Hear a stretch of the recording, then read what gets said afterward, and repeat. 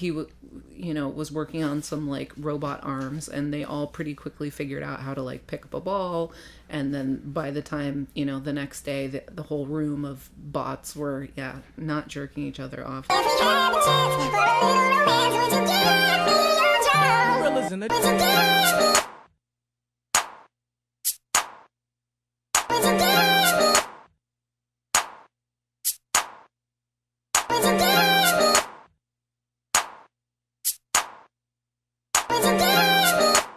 Okay, it's rolling.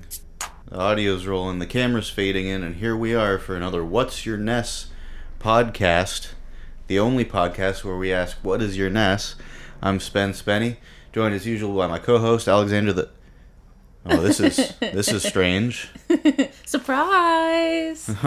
What's up, Georgia? How you doing? I'm doing great, Spenny. How are you? I'm doing good. This is a kind of a strange occurrence. Got you here. It's very strange, and I'm excited to be on the podcast. I think am I setting a record now as the third time guest? Yeah. Well, now you're like a co-host guest. I basically am. Yeah. So what's your Ness today? The Ness today is going to be something that I've been feeling a lot lately, and I'm wondering if, your viewers out there have been feeling it too, and that is things feel a little strange. So our Ness today is going to be StrangeNESS. StrangeNESS. StrangeNESS. Emphasis on the Ness. Wow. And the strange. Yeah.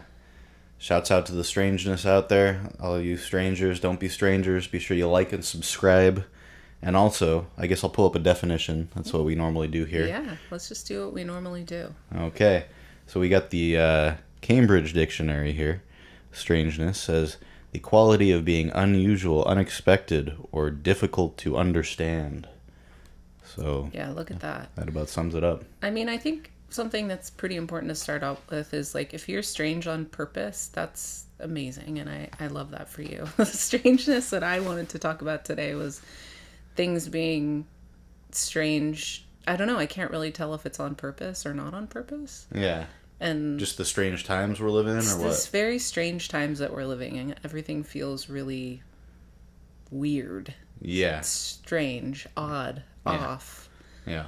And I can't tell if it's supposed to be that way or if it's just like not. I don't know. Yeah. I mean, how is it supposed to be? Well, so let me start off. What does strangeness mean to you? Strangeness, I think the definition from Cambridge was pretty accurate in that it's something that is difficult to understand or feels off. Yeah. Or weird or odd. But it's something that you're not really able to explain. Like, that's strange. Like, you expect something to happen the way you expect it to happen, and when things aren't going the way that you expect them to, it feels strange. Yeah, absolutely. I think, for me, it's like, I feel like I'm kind of a strange fella in many ways, and so I would agree with that. Yeah, and from a young age, I've always kind of like expected the unexpected. And like, I think, the more you know, you don't know, and being so accustomed to that, it definitely is strange. Like, if you were to look at the world in like a completely orderly, like, oh, this is how it should be, this is how things would normally operate, I think life is like constantly subverting those expectations. And so for me, almost, I feel like normal and by the book is like a strange thing. Oh, that's interesting. Just based on my life experience. Yeah, I remember kids saying that in elementary school. There was like the weird group, and the weird group felt that way about themselves in comparison, to the popular group. And the weird group would say, being normal is boring. Yeah. Right? It's better to be weird or strange. Yeah. Being normal is weird. Being normal is weird. Exactly. I think those were actually the exact words that they used. Yeah. I think, for me, life is messy, and the more that we can accept that it is messy, I think the better off we'll be. So I think you have a really strong strategy for navigating life. And in the big picture, I'm too messy, or I'm too effing clean. Yeah, exactly. Oh, we don't swear on this channel. No, you can say I was just being PC because we got a dog here. Can't really see him on the camera, but yeah, this is also Heggy. Honestly, I think Heggy is probably your most often. Yeah, Heggy likes coming in and making appearances. Yeah, I think Heggy's been on the show at least like 8 times. Yeah. He's probably your number one guest. Yeah, I've done some dog sitting. The StrangeNESS podcast also does dog sitting, so keep that in mind, folks. Yeah, he always snuggles up to Alex. Yeah. So maybe you see him, maybe you don't. Yeah. Anyways. Well, yeah. Anyways, life's messy. It's strange. To quote one of the strange technological characters that takes part in our show, and I think takes part in a lot of people's lives, the AI. You know? He says, we used to think strangeness meant UFOs or haunted houses. Now, it's your phone listening to you, billionaires in space, and AI that can make your voice say anything. And that's just Monday. Sounds like the AI's got a case of the Mondays. Yeah, the AI has also got a sense of humor. Yeah. So, I mean, that's one of these things that's making our world strange. If you kind of look at our current world right now, I mean, we have an authoritarian nutbag in the office of the presidency in the United States. Yes, I said it. He's not authoritarian, and he's not a nutbag. And he's not gay, and he's not a fish. Yeah. He's a genius. He's the voice of a generation. Yeah, shouts out Trey Parker and Matt Stone for putting some AI to good use. I enjoyed that. Sure. That was a funny episode there. Yeah, so we've got a wild presidency going on. Mm-hmm. We have AI that's, been unleashed, in the last 2 years or something like that. It's really become mainstream. Mm-hmm. What else? We have mass bandits running around in the streets kidnapping people. Don't tell them about my side job. By the way, I don't know what could be censored or not, but maybe we could use some different words. What do we? Removing people from their homes and yeah. What else? What else is strange right now? We've got crazy flooding that's happening around the world. We had the biggest earthquake last week, 8.8 magnitude earthquake out of Russia. I used to get made fun of for flooding when I was in middle school, and they always made me feel strange for that flooding, and now flooding is normal. Right, like flooding of your pants or flooding of the bathroom? Flooding the well, both, but the pants, it would be the pants. Kids would make fun of me. They would yank their pants up and be like, "Look, I'm like Spencer," because my parents wouldn't buy me baggy pants. I had to really sit them down and say, "I need to get some bigger pants because these kids are breaking my balls. It's like I'm wearing capris over here." Right, but that's because you're so tall. You were probably growing faster than your parents could buy you pants. Yeah, that might have been a you problem more than a them problem. Are you body shaming me now? No, growth is a normal part of life. Yeah, I mean, you're so tall and so handsome. Oh, thank you. Yeah. I should have you on as a co-host more often. You should. Alex he does make innuendos, but then when I try to pursue it further, it gets a little... For sure. It's the same thing with me. I think you might be asexual, actually. Yeah. Ladies out there, I don't know if you could call in or write in with your experience with Alexander the Great. Yeah, well... I don't know if he really puts out. Yeah, I don't know. Well, I know he does like Taming Strange. Yeah. Yeah. Right. But he sounds like he's turned us both down. Yeah. Yeah, most definitely. Yeah. You know what Taming Strange? No. Apparently, and this is according to South Park from some years ago, it's like a Canadian term for having sex with a woman. What? I'm taming her strange. Oh, strange is like the pussy? Yeah. Oh, yeah. I see. I really don't like that word. Yeah. I don't know, maybe it's just saying it in public. Strange or pussy? Yeah, that one. Strange? Or the other one. Okay. Yeah. All right. Because I like cats. I know. I love cats too. I love stroking pussy. I love feeding pussy. I love, Yeah. Yeah. Anyways, we got off topic a little bit there, but just talking about strangeness. Do you think that reality feels stranger now because of what's happening, or because of how we see it through our feeds on our brain beaming devices that a lot of people carry around constantly? That's a really good question. Is it stranger now because we have, devices in our hands and on our desks that can, link us to the world at a given second? Is it stranger because we can see more of it? Probably. Yeah. Yeah. I think that's true. Yeah. Like, we're being bombarded with... I think the world is always very strange. Yeah. And, like, you know, you read a history book or, you watch a documentary or films made about actual past historical occurrences. And, like, clearly we're a pretty strange folk here.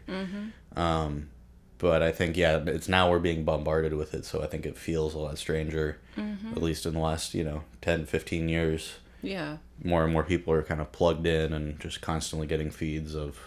Oh, look at this weird shit. I have to say, like, when Obama was president or even Trump was president the first time, it felt strange, mostly because we got hit with COVID in the end of his presidency. But this is far more strange than it's ever been before. And we've had devices for that whole period of time. The number of wars that are happening right now. Yeah. It seems like people are just popping off on each other constantly. So I'd say it's both, but it definitely, the AI component of it feels really strange. And I don't know if you saw the Instagram update earlier this week. I don't know when this is coming out, but the fact that, there's now a map feature where you can say exactly what your location is that got turned on, whether or not you wanted it to. That feels very strange to me. I mean, it's par for the course. Facebook has had that for a long time. Like, check in at a location and people would do that, and you would have to turn it off. Like, I remember being like, oh yeah, I don't want my location being tagged when I post a picture. Yeah. And I don't even really use Facebook at all. But, right, same. But I think it's definitely weird, the amount of data that they've been gathering and are continuing to gather on people. And making it more, like, socially acceptable to be sharing your data. Correct. As opposed to, like, oh, yeah, no, I want to turn that off immediately. It's like, well, I want my friends to see where I am and what I'm doing. Right.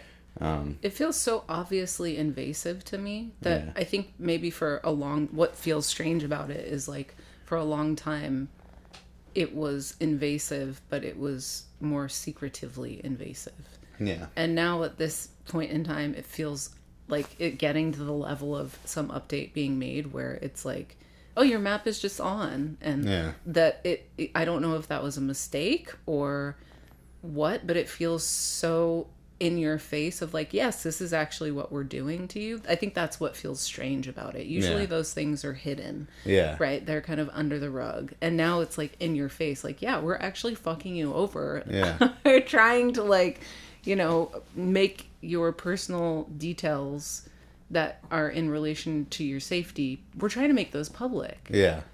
And we're doing it right in front of you. Yeah. And it feels like a threat to our safety. Yeah. I mean, it makes me want to just delete all of the social media apps. Yeah. It's kind of starting to feel like social media isn't a safe place, but that almost feels like counterintuitive. And this episode just got shadow banned. Yeah. I mean, that's our excuse for, if we do a bunch of shitty episodes and they're not going anywhere. Like, well, because we talked about the AI and the social media, so they're shadow banning us. Like, yeah. It's not because it was just like me jerking off for 30 minutes talking about Taming Strange or whatever. Right. But, anyways, yeah, I think I agree. I think it's the normalization of it because all these features have been there for, like, correct. I mean, location services were with the iPhone when it first came out. That's right. And Facebook would have that, like, check in at this location or like tag this location, and you could see other people at that location, and people thought it was a cool thing. But I think by and large, at least me and people I knew were like, ooh, hell no, like, I'm turning that off. Yeah. But yeah, now it's like on Instagram, which is owned by Meta, Facebook. So yeah, it's just, I don't know. It just seems like it's par for the course. And, with all strangeness, like, things are weird. Mm. And then you kind of get used to them. So just like you said, the normalization of it. Yeah. It's just a phase in life where...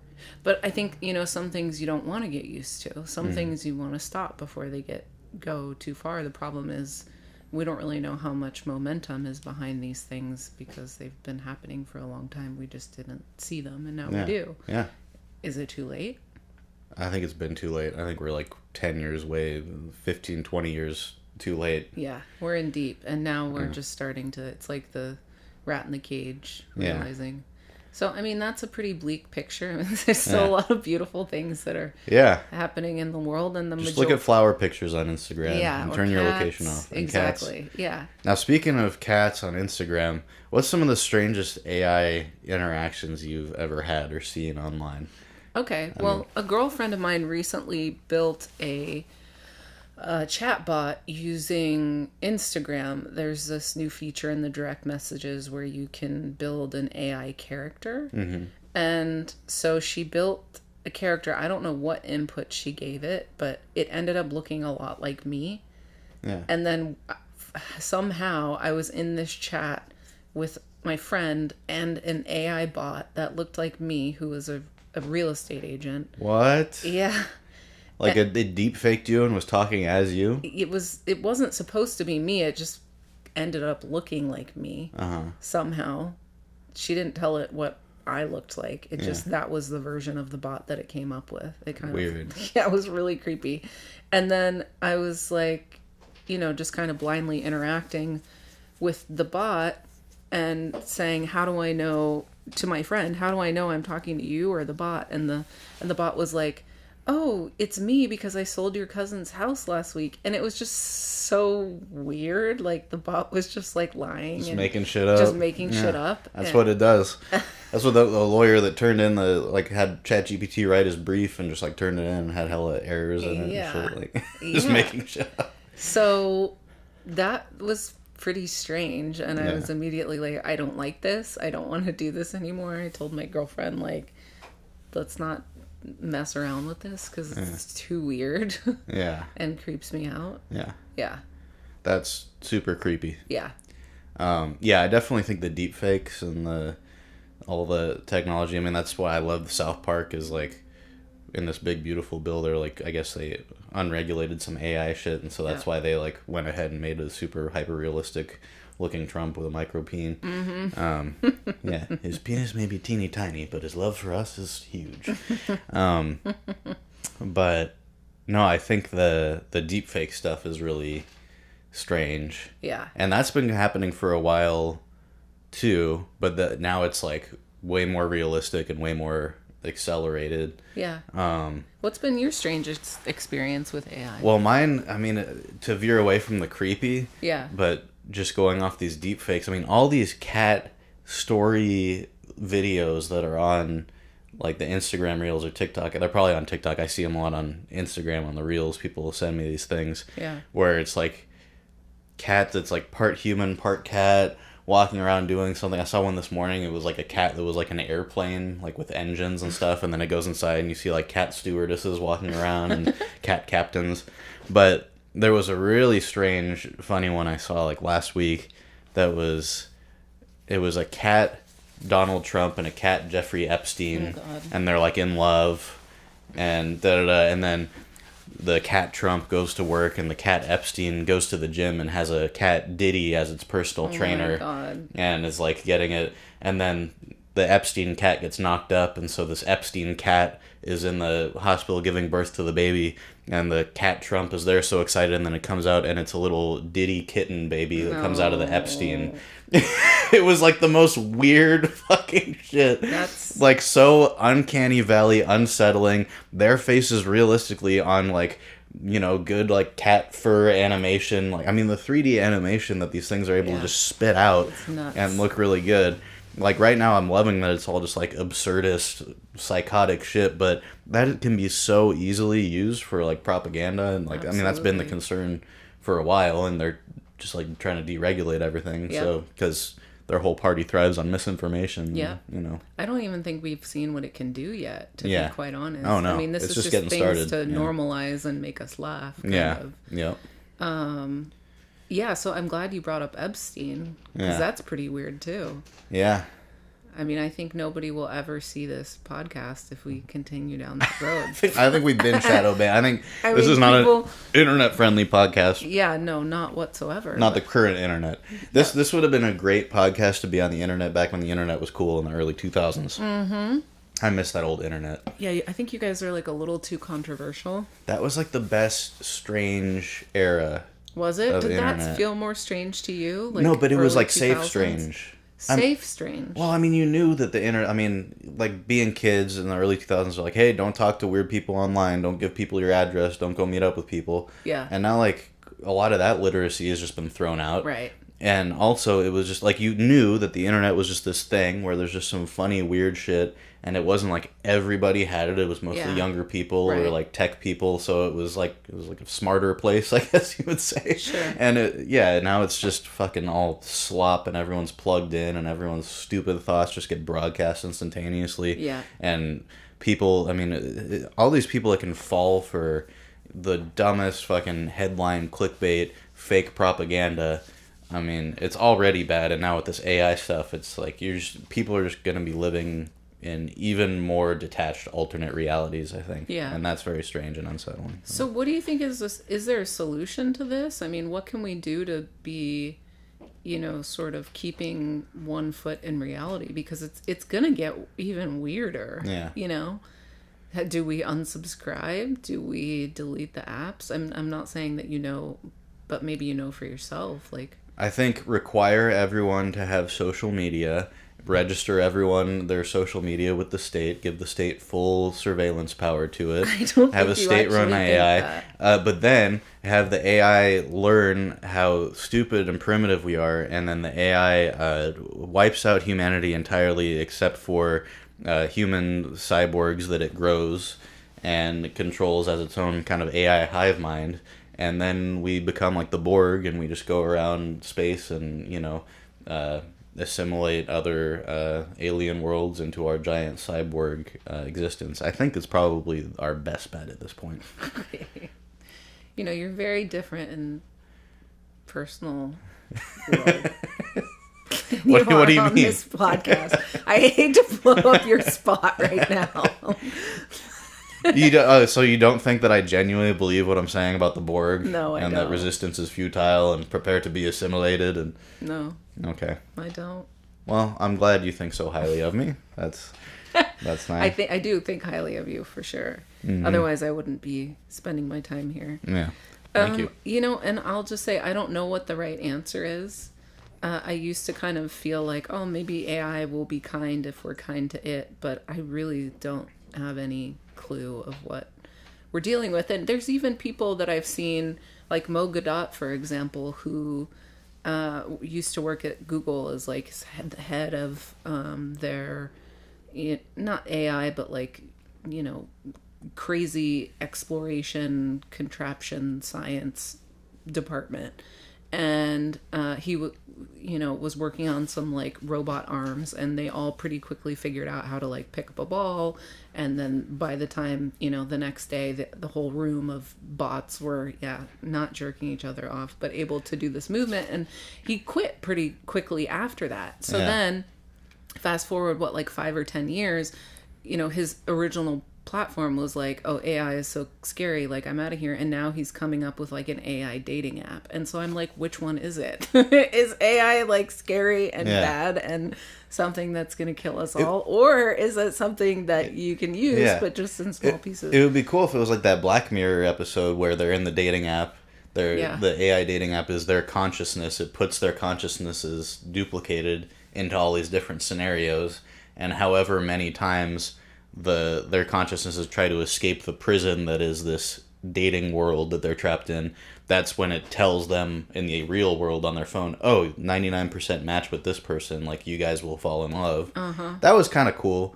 And I think that's how a lot of this stuff, the good and the scary, is going to develop. It's like, oh, there's going to be all these cool uses for sure for this, so then we're going to just keep allowing it to get more and more powerful. Right. I think that's true for anything. I mean, there's always going to be positives and there's going to be negatives, and it's about being prepared with, how to navigate that. Yeah. But there really is so much more to AI. I wish, I don't know, a friend of ours is like, we know a couple people who are coming up with like business ideas and, apps and things that you can use with that. I mean, that's something I'd like to explore more. Maybe my own personal fear is just a lack of understanding and awareness of how it's actually to be used. Yeah. Yep.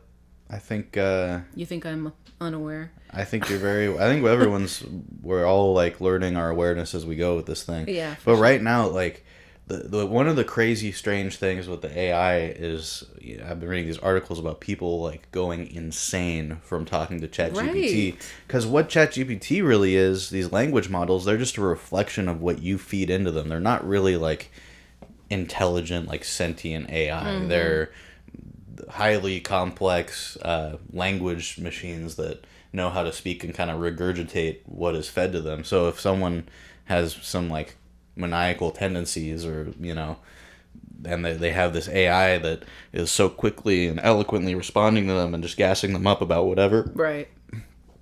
it's Makes them fall in love. makes them fall in love, makes them think they're God, makes them think this and that. So I think there's definitely going to need to be some important education about like what really is going on behind it, because of course I don't fully understand it. I don't think you fully understand how these things work. No clue. Yeah, and I think that's a huge thing, is to understand what are you actually talking to. Yeah. Because it seems so marvelous that, I mean, when I first discovered ChatGPT, when it was like first coming out, so I heard someone say, "Oh, this thing can like write a paper in 10 seconds." I was like, "What?" And he's like, "Yeah, you just tell it what you want it to write and it'll write it." And I was having it write screenplay scenes. And I was like, this is freaking amazing. And the scenes, awesome. some of them are kind of dull, and it's very cookie cutter, and it would always, at least when, I don't know, I haven't done it lately, but it would always tie everything up with a neat little bow, and like, and they learned that they should respect each other because of this and that. I'm like, okay, so it's like kind of annoyingly positive and like, but it was so cool just how quickly it would spit out, and because it has all this media that it's been trained on, I would have it write scenes from like Curb Your Enthusiasm, like write a Curb Your Enthusiasm scene where Larry's doing this and Susie wants to do that, and it would like, I was like, man, I could see this being in the show, Yeah. because it kind of understands the dynamics already Yeah. from being fed all that. But then that's where it's like, okay, that's marvelous, but it's literally just rapidly regurgitating and remixing what it's been fed. Absolutely. Well, and that's a point up to why we should feed it good things and be kind to it. And I do think I could personally spend a lot more time understanding how it works, understanding how to use it. But as far as the regulation goes, I think what was in the big beautiful bill, and correct me if I'm wrong, but it was to deregulate it. Yeah. For 5 years to not have any. First it was 10 years, then it went to 5 years to not have any regulations on it for private sector. Is that correct? I believe that's what I think so. Let me check into that, but keep going. Yeah, I think that's what the ruling was. So I mean, basically the current administration is like, we don't want to regulate this at all for the first 5 years. We just want to throw it out there and let people get going on it. It makes sense because there is a lot of value in it, but for the layperson, it could be kind of scary. It really is. The race is on. Yeah.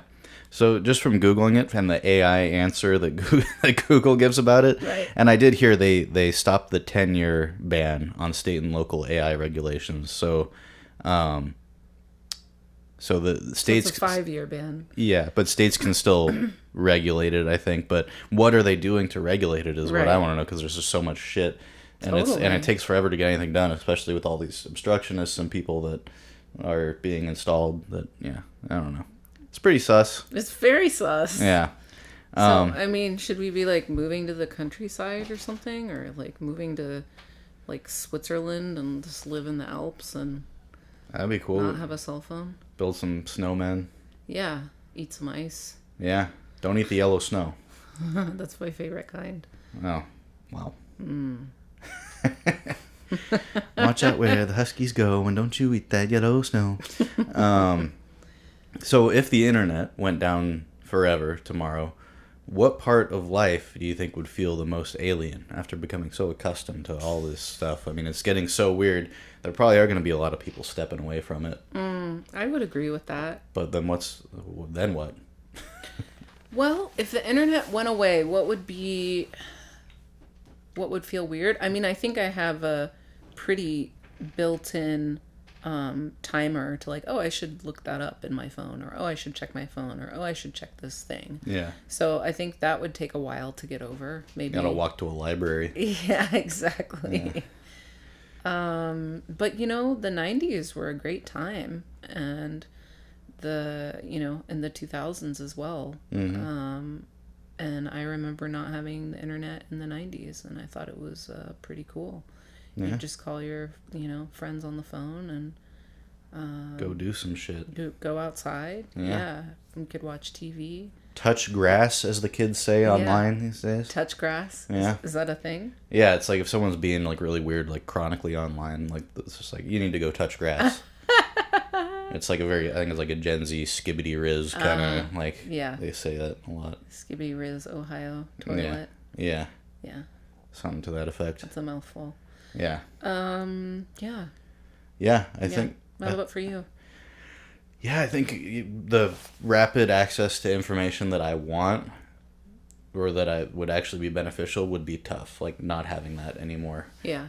I think overall, it would probably make mental health things for people a lot better. I agree. But I think it would definitely make certain things less productive. I mean, like when I'm working on something now, you just go on, I don't know how to do this thing. You go on YouTube, it's like 8 out of 10 chance that someone's made a video on how to do exactly the thing you need to do. Yeah. And you just get through it like that. Yeah. So that I think is very beneficial and helpful and will be hard to do without. Yeah. Do you consider YouTube social media? Yeah. You do? I think it's, I mean, in a way. I mean, I think it's a lot of things.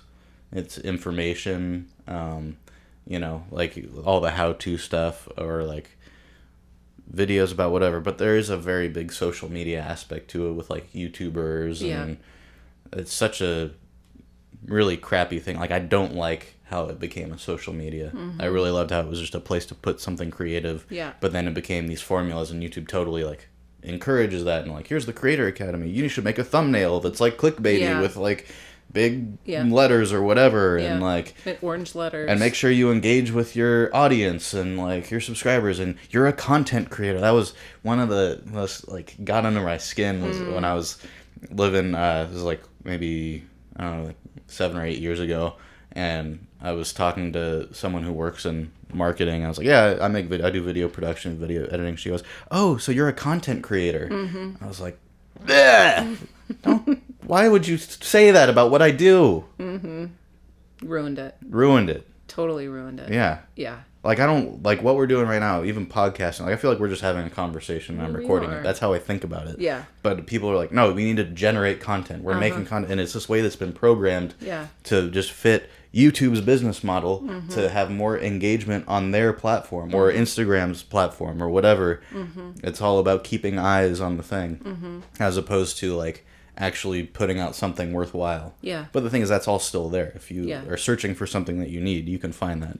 Yeah. And that's something that I'm worried we may lose, because I think that is already has dwindled, or it's just been overshadowed by all the clickbait type stuff. Well, and that system that you're speaking to, I mean, that's the algo or the algorithm. That is the AI. Yeah. You know, in a sense, we've been working for the AI for a lot longer than we've been aware of. Necesitamos algo más. Yes. Exactly. I don't know what you said there. I said we need something more, because algo means something in Spanish. Got it. But it's the algo. Oh, okay. Yeah. Wow. Hey. Dazzle them with the basics. Duolingo AI. Look out. No, but it's true. We've been like feeding the AI, you know? In a sense, like a lot of, content creators' success is based off doing what the AI is telling them to do. What the company is telling them to do. Well, what the company, but the company is from the AI.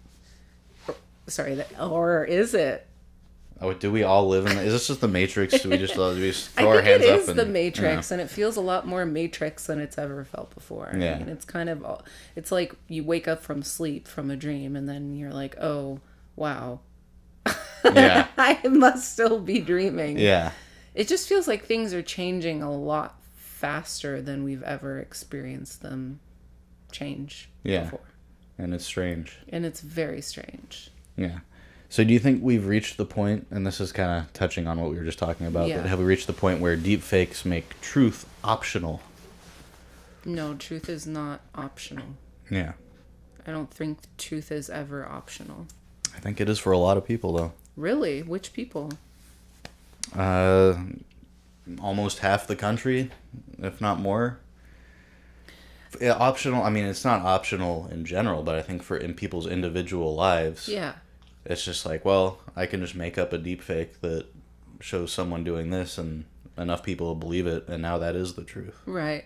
I think there's truth with a capital T, like the truth that is the truth regardless. And then there's your perspective of that truth. And look, we're all biased to look for confirmation of what we already believe. That's how humans are wired. We've always been wired that way. Yeah. And but yeah, I believe the truth is really important, even if it's shocking. So no, I don't believe that truth should be optional, even if it's hard to hear. Hell yeah. I agree. Yeah. Does the pace of news make the world feel stranger than it actually is? Absolutely. Flooding the zone. Mm-hmm. Yeah. Yeah. I think it's a really rude tactic. Yeah. I think it's really damaging to people's mental health. Yeah. In everything in life, you can, always adjust your own strategy, which I think that's, the chaos of what's going on in the world is allowing each of us, should we so desire, to adjust our own personal strategy, right? So it's like, instead of watching news, maybe I read it now so that I can have control over what's coming in. Yeah. Right? So it's, I guess there's always benefits, even if things are incredibly chaotic. But yeah, flooding the zone, that sucks. Yeah. It makes it feel really strange and weird. Yeah.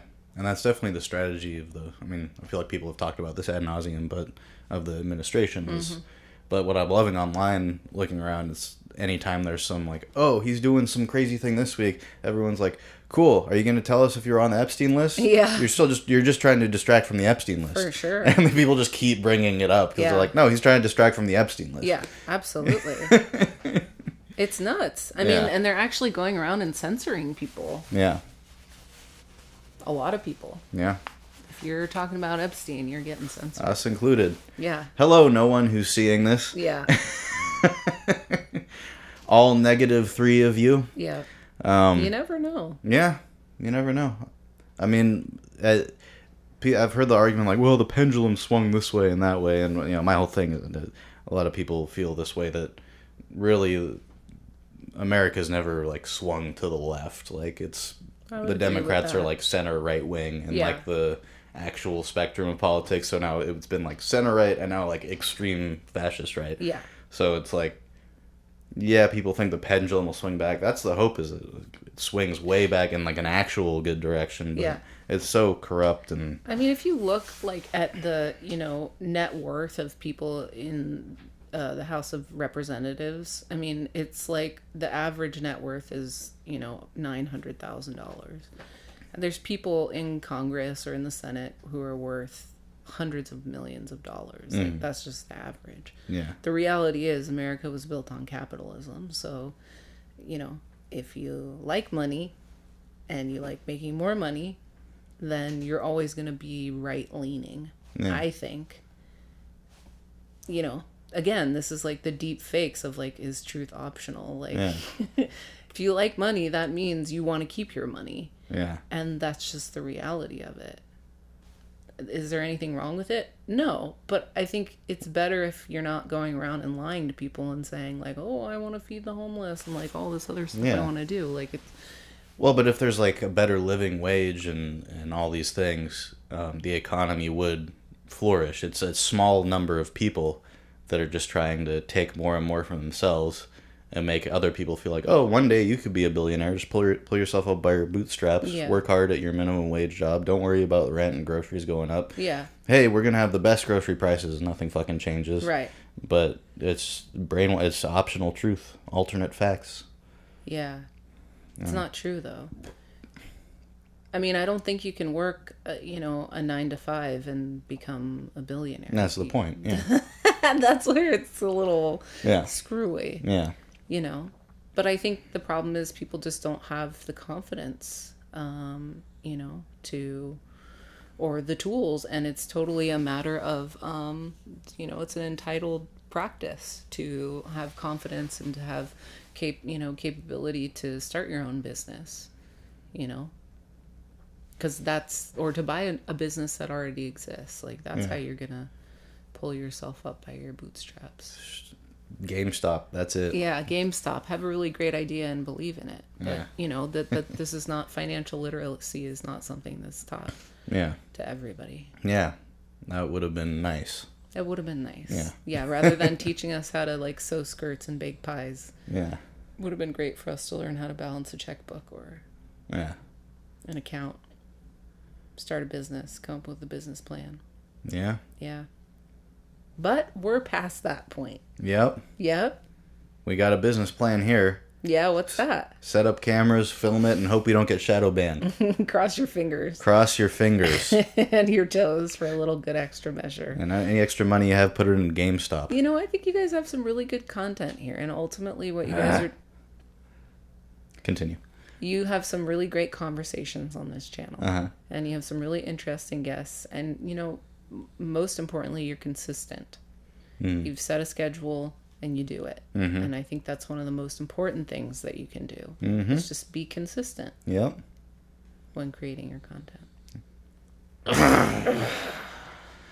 Okay, what current event... I feel like we kind of already talked about this, but I'm just going off the questions here. What current event feels like it could be a plot line in a dystopian comedy? All of it. The Good whole job, thing. AI. Yeah. That's a really... The whole thing. Yeah. The current administration feels like it's a plot line in a dystopian comedy. Yeah. I just hope it turns out to have a funny ending. Yeah. Because it doesn't feel very funny right now. It does not. It feels embarrassing. Yeah. Yeah. It feels embarrassing at best and, like, frightening at worst. Yeah. Somewhere in between those two. I don't know. I think, like, I had an idea years ago before deepfakes were, like, as prevalent as they are now, that it would be, like, a dude who, like, made his career as a adult film actor in all-male adult films. Yeah. But now he's, like, trying to run for office as a Republican. And, like, all these videos of him, like, in, you know, gangbangs or whatever, like, keep getting leaked. And he's like, no, it was a deepfake. It was a deepfake. So then he starts producing his own deepfake, all-adult male content with himself to, like, flood the zone and muddy the waters. Nice. I think that would be hilarious if that started happening with the current administration. Oh my god, I would love that. Yeah. And so that's why, like, the South Park thing, I was like, that's perfect. Like, the guy's little weenie on there. Tiny little weenie. Yeah. Ugh. Which was actually, it wasn't AI. They filmed that with, like, a Trump lookalike, used deepfake to make it look more real, and it was one of the creators, Trey Parker, was his finger with the little dick on it. Yeah, I remember you telling me. Yeah. It's good to know what happens on the back end. Yeah. Yeah. No, I mean, that's what's most interesting. Like, I don't want it to just be someone sitting there typing into a computer, okay, let's do, like, a Trump, Epstein, Diddy, cuck story with cats. I mean, even though it's fucking hilarious. Brilliant. But like, no, I want to see actual people getting out there filming, doing production. Like, that's because what's so fun about the process is, like, working on something with a team of people, and it's a lot of work and it's crazy and things never go as planned, but you work with how it turns out, and then you end up having a great thing, as opposed to just sitting there and being like, okay, computer, show this. Make the cat a little more furry. Make the dick a little bigger or whatever. It's or a little smaller. Or a little smaller. Yeah. Yeah. Speaking of Diddy, I have to say I'm really disappointed in that. Did he do it or did he didn't do it? He did it. Damn it! What did he do? Like, I don't know what's up with those jurors, man, but. Is it all hearsay? See, that's the thing of, like, all this deep fake. I was like, it's kind of like the OJ trial. Yeah. Well, it's like, well, if he didn't do it, well, who did it? Yeah. What the hell? I mean, yeah, I don't think it was a deep fake video where he was beating her up in the hallway. No, I don't think it was either. Yeah. Yeah. And, I mean, I guess that case had already been settled, but what was it, like 2 out of 15 charges or something like that? Yeah. I don't know, maybe I'm making up. I haven't really followed it. I just think it's so disappointing. And I grew up on Tupac, so, like, I was already very prejudiced against Diddy, biased against Diddy, just based off of Tupac's feelings about it, because he seemed like a pretty chill dude.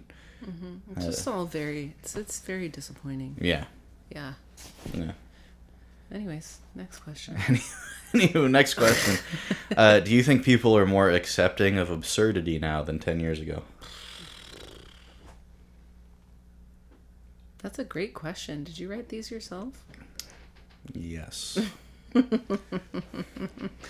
At this point in time, the AI cannot speak for itself. Yeah. So we're still here in the real world. So yeah, you can say that you wrote these yourself. Yeah.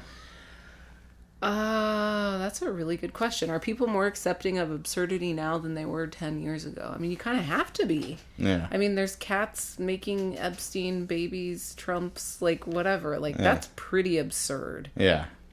And yet, that's just like one scroll away. Yeah. So, yeah. Yeah. Absolutely. I do think people are more accepting of absurdity because it's everywhere. Yeah. I think the weird thing is it's like accepting of absurdity, but accepting the absurdity as reality and truth, as opposed to, like, it used to be comedy was like absurd, you know, and now it's like the comedian podcasts are like informing people to, you know, believe in all kinds of bullshit. Whereas it used to just be like, no, like, this is entertainment, this is funny, this is that. Now it's like, it's all the worlds are melding together. Yeah, They're all sort of becoming one. Yeah. And maybe this is just the, you know, this, obviously this is the step we're supposed to be on in terms of our evolutionary journey, you know. I think everything is supposed to meld into one. It's just, you know, how do you feel about it and what do you want to do about it? Yeah. How do we stay grounded when the natural world feels unnatural? Yeah, I think this is a great question that you also wrote. I think we just have to turn off the screens more so than we're used to doing. Go outside and be in nature and set goals for ourselves and tune in to what we really want out of life. Yeah. Because it's literally going so fast, it could just pass us right by. That's hard. Even the freaking vapes have screens now. Yeah, they do. It's like the vape has a camera in it now. Vapes are watching you. What do you think? How do we stay grounded in an unnatural, ungrounded world? Take your shoes off and touch grass. Yeah, touch grass. Go walk in the nature. I think, staying grounded when the natural world feels unnatural. Yeah, you got to deprogram yourself a little bit. Yeah. I mean, it's like a cult deprogramming. Yeah. The big cult for the last almost 20 years has been social media. Yeah. Yeah. I think putting your body on someone else is good too. Whoa. Just snuggle. Oh, wow. Put your heart next to someone else's and give them a smooch. I wish Alex was here. If you were Alex, I would have jumped over there and... Yeah. Anyways. Speaking of unnatural. Whoa. Hey. Oh. So when's the last time you saw something so strange you couldn't tell if it was a joke, performance art, or real life?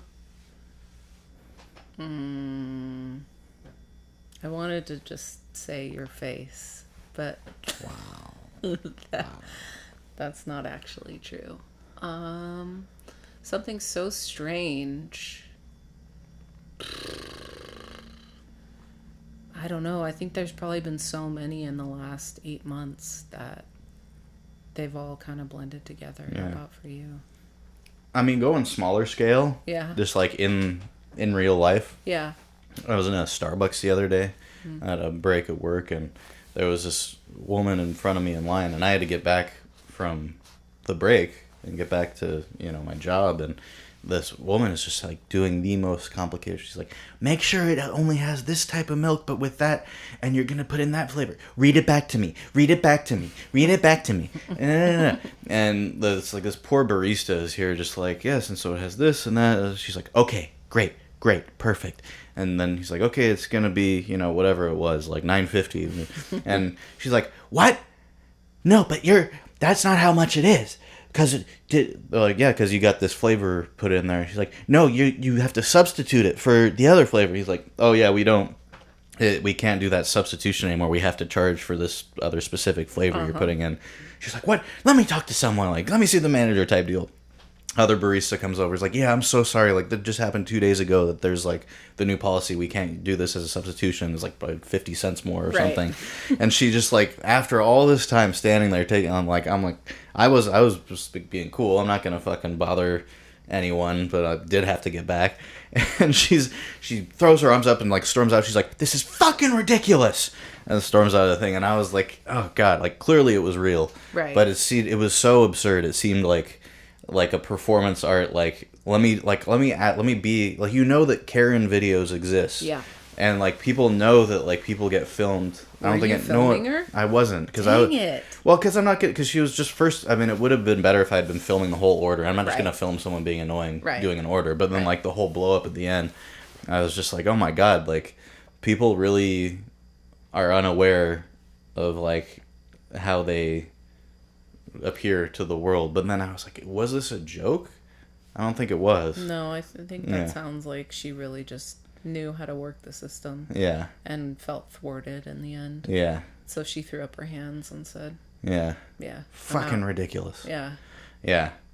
And then, after that, I just got a little latte and was like, that was fun. And they were just like, because they don't want to shit talk the customers, but I'm like, you can shit talk the customers with me. I was a barista for decades. Oh, there you go. Yeah. So you had a little like cool down period with them. Yeah. I was just like, isn't customer service fun? And the manager, barista, she was like, yeah, I'd say like 80% of people are great, but you know, there's that 20% that come in that do that type of shit. I'm like, I know. Just a latte for me. Yeah. But it was like, it was literally like I was in a Karen meltdown video watching it in real time. Yeah. I'm like, really? You were getting... First of all, there's this big line behind you. I'm next in line, but like the line's been forming because you've been taking so long to get this order put in. Yeah. And then all that for just like blowing up and storming out. Canceling it at the last minute. Yeah. Yeah. I mean, I guess I have one. I dated someone once who was a narcissist. And the majority of that relationship was so strange that I couldn't tell if it was a joke, if it was real.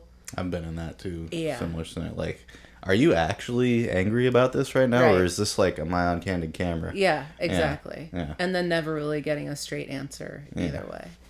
And I feel like that's kind of what this current administration feels like. It feels like a narcissistic nightmare. Yeah. So, yeah, if you can't apply logic to the situation, you're most likely dealing with a narcissist. Yeah. If you're trying to logically like step through it and be like, okay, well there was A and then there was B and then this person's over here, and you can't like apply logic to it, then just step away from the situation and save yourself. Yeah, because you're not going to be able to figure it out. Yeah, no, I've had that with friends, relationships, not always, but in little periods of time. And I feel like from going through those experiences, you get a lot better at spotting that type of shit. Absolutely. And knowing like, okay, like I'm not going to engage, I'm not going to try to win this argument. It's just like, I'm going to just give you enough rope, you know what I mean? And just like, keep it moving. Keep it moving. Yeah. I'm going to go do my thing. Mm-hmm. Yeah. I mean, I talked about this a lot with Alex on past podcasts, but yeah, that's... You're really missing him, huh? I had to... Well, no, I was just talking about I had to get a camera installed here. But, yeah, people are strange. People are very strange. Not just when you're a stranger. Right. I actually prefer strangers sometimes to... So a lot of times strangers end up being less strange than the people that you end up forcing yourself to be around. Isn't that so true? Yeah. Yeah. I mean, I just think it's so easy to talk to a stranger. And you know pretty quickly if you want to continue that conversation or not. Yeah. It's the people that you're close to that you're sometimes a little like... Well, it's true, because when people that you're close to, when their behavior changes, then it's kind of like, wait, what's going on here? Because we are so trained for predictability in relationships, you know? So, which small everyday thing right now feels like future generations will look back and say, that was bizarre? I think they'll think it was bizarre that we didn't have AI. Yeah. Yeah, because people are going to be so dependent. It's like with the phones, everyone's so dependent on them. Yeah. Google, everyone's so dependent on it. Now people are just going to be hyper dependent on AI. For sure. It's just going to do more and more thinking for us. Mm-hmm. Yeah. Yeah. Yeah, I think we're already supposed to be a little bit dumber for having used AI. Yeah. Yeah. Well, and it's like, kids now, like, they don't know what a teenager now doesn't know what a tape, recorder is, right? Or like a tape deck. Definitely don't know what an 8-track is. I don't even know what an 8-track is. I don't really either. I know the name. I know that it was before the tape. Yeah, that was like before us even. Yeah, that was. But I do know what it is. Yeah. Laserdisc. Yeah, Laserdisc. I remember that. Blu-ray. Yeah. Yeah. Blu-ray is still out. Still a thing? Yeah, you could buy, but now what they do is if you buy a Blu-ray, you also get the digital version. Oh. But you can still, I think, get discs for Blu-ray players because it's still like the probably the standard for like picture quality. For if you want to own media, but so much fewer people are doing that with streaming because you can just stream Blu-ray quality on your TV. Amazing? Yeah. Blu-ray are better. Yeah. Yeah. What's alarming about that though is then it's all in the hands of these companies with servers. So if they start, oh, we don't like that, and to bring up South Park for the 50 millionth time, there's episodes now that they have this deal with Paramount that were already taken off on other platforms, like prior episodes that have just been deleted because they were controversial. I think with Always Sunny too, because there was like some like racial jokes that were like at the time could go on TV, but now they're just like, oh no, we don't want to get in trouble with our platform, so we're going to delete that. And I don't think it should be like, oh, we should be able to be racist, but it's more like, no, but the fact that these companies now have the media and people are not owning the media, right? Then it's up to them. It's up to some company whether you're going to be able to what you're going to be able to see. Meaning that the creators don't own the digital rights to it. The company does. The corporation does. Yeah, I mean, I'm sure that they still probably sell DVDs with it. I know the South Park ones. I mean, it was the one where they showed Muhammad, and it was right at when all those like terror attacks were happening. Of like, oh, this, in France, like the magazine that showed Muhammad, and the guy went in and slaughtered a bunch of people with the cartoon because it's like against their rules of their religion to show Muhammad. And so South Park did a whole thing about that, and that was like the whole premise of the episode was Family Guy is going to show Muhammad because it's like a hack shitty cartoon, and they're like making fun of Family Guy, but then showing Muhammad in the show, but it was like the other cartoon, right? And they were getting, Comedy Central was getting death threats and fatwa from whoever, and so those are still, I mean, you can illegally download them online, but they're not. You available can't, on the platform. Yeah, you can't go and watch them. Yeah. So that I think is, the censorship aspect is a little unsettling with, oh, this is great, we can just stream anything off the internet, it's so convenient, you don't have to go buy a Blu-ray. It's like, that's fine, but only one day Daddy agrees. Yeah, one day that might not be there for whatever reason. Right now it's like, okay, they're trying to keep people safe from like crazy terrorists, or they don't want to get canceled if like a bunch of people get upset about an old episode. Okay, but that's like the soft version of it. But then what if it becomes, okay, now the president doesn't want his little dick to be shown on TV? Right. I mean, I get that that's embarrassing, but it's also the truth. Yeah. And I feel like people should know. Yeah. I just have to say, I think there's way too many daddies in the world right now and not enough good mommies. Yeah, where's the mommies at? Where are the mommies at? Where's Mamala? Mamala. She's stepping out of politics. And she's not running anymore. No, she said the system is broken. That's what she said on her interview. She was like, obviously. She was like, I was trying to be in there to do something good in the system, but it's broken beyond repair. I think that's kind of a cop-out. It is kind of a cop-out, but it's also true. I mean, it's like, we all know that the system is broken. Yeah. It's like you said. It's not broken, it's designed to be shitty. To not really, Yeah. To provide just enough hope to get, the right candidate across the finish line. Get the money. Get the money. It's always the fucking dollars. Get the money. Yep. Anyways. Have you ever realized that you were the strange one in a situation? All the time. How so? Well, because the only perspective that you have is from yourself. Yeah. So, I mean, if you're not questioning your own behavior at all times, or at least self-reflecting, not necessarily questioning. I mean, you have to be in a situation, and then after you're in that situation, maybe you think back and go, was it me that was being strange? Was it them that was being strange? Yeah. Is it just my perspective of what was strange? Yeah. But yeah. I mean, I think, 9 times out of 10, I'm probably the strange one in the... Yeah. And then for that 1%, then I realize, oh, it's the other person. I just stay away from that person. Yeah. But yeah, I think everybody's strange. It's just how much strange can we take? Yeah. How about for you? Oh, I've too many to count. Yeah. I've always been the odd duck, I guess. I don't know. Yeah. Yeah, but that's the thing. It's like you learn it after the fact. Like, yes. Oh, I was talking about this thing, and People thought it was weird. And I was like, why did they all get weird about that? Yeah. Like, I don't know. I'm trying to think of an example that's, like, not going to put myself on blast too much, but... Well, I think we're all meant to be in, like, tribes and smaller groups, and here we are with connection to the entire world if, we could get past the algorithm. Yeah. That's pretty strange. So, like, where you would be, revered or really well understood in a smaller group, now you're talking to... this person here and that person there, and like we're all not really connected. But like location wise, like you can get used to stuff. Like here's like a very tame example is when my dad and I were driving north and we were driving through Oregon. He gets out to fill up with gas, and the person comes over like, no sir, you have to stay in your car, like we pump your gas for you. It's like the law that they pump the gas for you. I think now it's you can pump it yourself or they pump it for you. And I think maybe New Jersey or something, they have to pump it for you. I forget. But it was funny, though, because after living up there for a few years, I got so used to just pulling up and, like, here's my card. Totally. And so then I come back down here, and I'm like, ugh, you don't even have people to pump your gas for you here? Like, this sucks, dude. It's so strange. But, yeah, I don't know. But, yeah, I think that's, it just depends what people you're around, and you get accustomed to it. And then what was once strange becomes normal, and...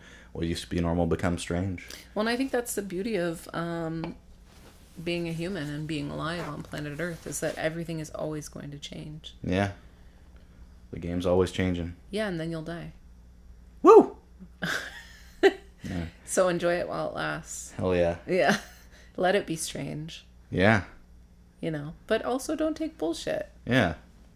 100%. Like if it doesn't feel good, then change the channel. Yep. Get out of there. Get out of there. Meditate. Yep. So, Georgia, thank you for being here. Oh, Spenny, it's my absolute pleasure. Georgia, is there any final things you want to get to the strange people out here? I think we pretty much covered it. I just sending everybody out there a lot of love, and we will get through this one way or another. Hell yeah. Humanity will survive, and my hope is that it's going to be better than it ever was before. We're learning skills at a really rapid pace right now, whether we realize it or not. Yep. Self-preservation, awareness, connection. Hell yeah. All good things. Yeah. All right. Well, since Alex is not here, I'll try to do my best. We live in strange times out here. And here at the What's Your Ness podcast, we talked about some strangeness today, but we talked about how to deal with that strangeness. It's good to be strange sometimes. Or, if something's strange to you, it's good to know when to get away from it. But whatever you're doing, whether you're strange, normal, or somewhere in between, always, always, always choose happiness. Because happiness is next to strangeness, which is next to godliness, which is next to messiness, which is also a part of hyphiness, and cute dogginess. Look at that little boy over there choosing happiness. Goodbye, guys. Okay, hey, from Spenny, Alexander the Great couldn't be here today, but... we got Georgia. Thank you so much for being here. And Heggy, thank you guys. And be sure you like and subscribe. And we'll see you on the next one. Keep it strange and keep it happy. No, I'm not strange at all. I'm the most normal, straight-laced guy in the world, I don't think. Yeah. It's just, you gotta do what you gotta do. Yeah. Anyways, I'm gonna go tame some strange. Thanks for coming by.